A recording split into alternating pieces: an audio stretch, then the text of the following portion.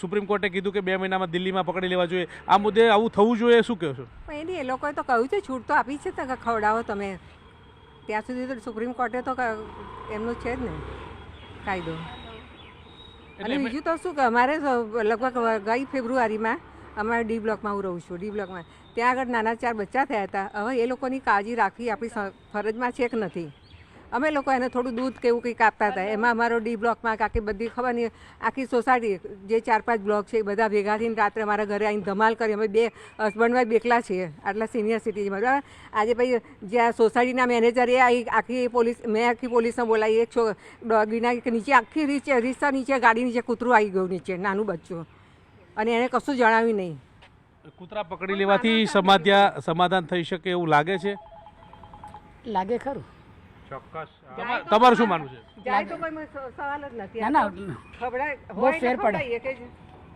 લોકો ખાવાનું આપતા હોય છે એટલે ઘણી વખત પાછળ પડતા હોય છે. દાન પુણ્ય કરવાની તો 1000 જગ્યા છે, એવું ના હોય કે આપણે અહીંયા આપીએ તો દાન પુણ્ય થાય છે. ભૂખ્યા હોય તો શું કરે? પણ એક સોરી ઇન્ટરફિયર હા સર કે આ કૂતરા સોસાયટીમાં એક મોટું ન્યુસન્સ છે, અને દાન પુણ્ય કરો પણ તમે બહાર જઈને કરો, કારણ કે નાના બાળકો બચ્ચાઓ અહીંયા રમતા હોય, એને કરડી જાય, એને ઇન્જેક્શનો લેવા દોડવું પડે છે.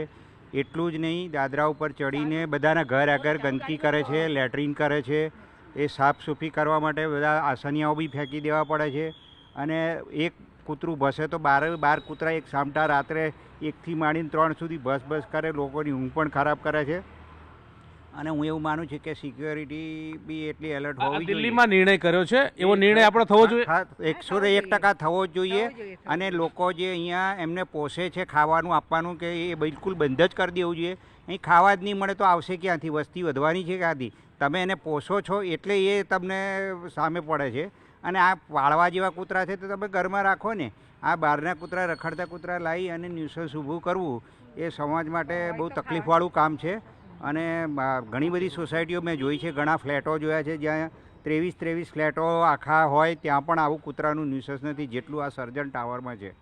શું કહેશો? હડકવાની રસી આપીએ એટલે એનાથી એવું થાય કે કૂતરાને હડકવા ના આવે, પણ તોય કેટલો ડર લાગતો હોય છે? બધા કૂતરાને તો પોસિબલ નથી ને હડકવાની રસી, અને આપણે એવું થોડી ખબર છે કે આ કૂતરાને અપાઈ ગઈ છે કે નથી આપી, એ બી પોસિબલ નથી. એટલે એક જ વસ્તુ છે કે ભાઈ તમે જ્યાંની પ્રોપર જગ્યા હોય ત્યાં જ કૂતરા રહે. જે સોસાયટીમાં જ્યાં રેસિડન્સી છે ત્યાં કૂતરા ના રહે એ બેટર હશે, કારણ કે દરેકનો પ્રોબ્લેમ છે આ વસ્તુ. તમારા સોસાયટીમાં કેટલી મુશ્કેલી હતી અને અત્યારે હાલ કેવી મુશ્કેલી અનુભવી રહ્યા છો? મુશ્કેલી તો હજી એની જ છે, કોઈ પ્રોબ્લેમ સોલ્વ નથી. અમને ડરીને નીકળવું પડે છે કે બહારથી આપણે પાછળ જોવું જ પડે કે આવતું નથી ને, કારણ કે પાછળથી જ બાઇટ કરે છે. એટલે ડરીને તો રહેવું જ પડે છે. છોકરાને બી જોડે રહેવું જ પડે છે, કારણ કે છોકરાને બી એકલા નીચે નથી મૂકી શકાતા. તમારી સોસાયટીમાં કેટલા છોકરાઓ સાથે આ બાઇટ કરીને એમને કરડ્યા હોય એવા કિસ્સા છે? ઘણા છે. અમુક તો જે બોલતા બી નહીં હોય, અને ઘણા પણ છે એટલા કે આમ વૃદ્ધોને, પેલા કામવાળા મેડને બધાને બાઇટ કર્યા જ છે. ઘણા બધા કેટલા લોહી નીકળી ગયા છે, ઘણા અંદર સ્ટીચીસ આવ્યા છે, એટલા બધા કરવા પડ્યા છે. એટલે હવે તો છે જ એનો રાત્રે બી એટલા બસે ગાડી ઉપર તો કાચ તોડી નાખે છે ઘણી વાર. તમે શું માનો છો તમારા મતે કે સમાધાન કેવી રીતે થવું જોઈએ? બસ અહીંથી તો કાઢવા જ જોઈએ ડોગીને, કારણ કે આ બધાને પ્રોબ્લેમ થાય છે, એકને નથી, બધાને પ્રોબ્લેમ છે આ વસ્તુનો.